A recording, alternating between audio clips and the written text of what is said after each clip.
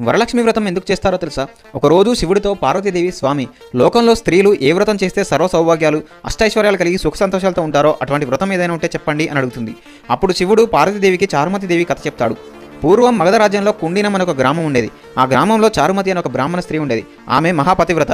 అంతటి మహాపతివ్రతను చూసి లక్ష్మీదేవికి చారుమతి పైన అమితమైన ప్రేమ కలిగింది. ఒకరోజు చారుమతి గాఢ నిద్రలో ఉండగా ఆమె కలలో కనిపించి, ఓ చారుమతి, నేను వరలక్ష్మీదేవిని. నీ నడవడక చూసి నీకు నా మీద అనుగ్రహం కలిగి నీ ముందు ప్రత్యక్షమయ్యాను. శ్రావణ మాసంలో శుక్లపక్ష పౌర్ణమికి ముందుగా వచ్చే శుక్రవారం రోజు నువ్వు నన్ను పూజిస్తే నీకు కోరిన వరాలు ఇస్తాను అని చెప్పి మాయమైంది. చారుమతి తన ఇరుగు పొరుగున ఉన్న స్త్రీలకు కూడా ఈ విషయం చెప్పింది. చారుమతి మొదలగు స్త్రీలంతా ఎంతో భక్తి శ్రద్ధలతో పూజ చేశారు. దాని తర్వాత ప్రదక్షిణ చేస్తూ ఉండగా ఆ స్త్రీలందరికీ గల్ గల్ అని శబ్దం వినపడింది. వెంటనే తమ కాళ్ళను చూసుకుంటే గజ్జలు మొదలైన ఆభరణాలు కనిపించాయి. రెండో ప్రదక్షిణం చేయగానే చేతులకు దగదగలాడే నవరత్నాలతో కూడిన కంకణాలు కనిపించాయి. మూడో ప్రదక్షిణం పూర్తి కాగానే ఆ స్త్రీల ఒంటి నిండా బంగారం. చారుమతి ఇంటితో పాటు స్త్రీల ఇళ్ళని బంగారంతో నిండిపోయాయి. అప్పటి నుంచి పుణ్య స్త్రీలు అందరూ క్రమం తప్పకుండా ప్రతి సంవత్సరం తమ భర్త దీర్ఘాయుష్ కోసం శ్రావణ మాసంలో పౌర్ణమికి ముందు వచ్చే శుక్రవారం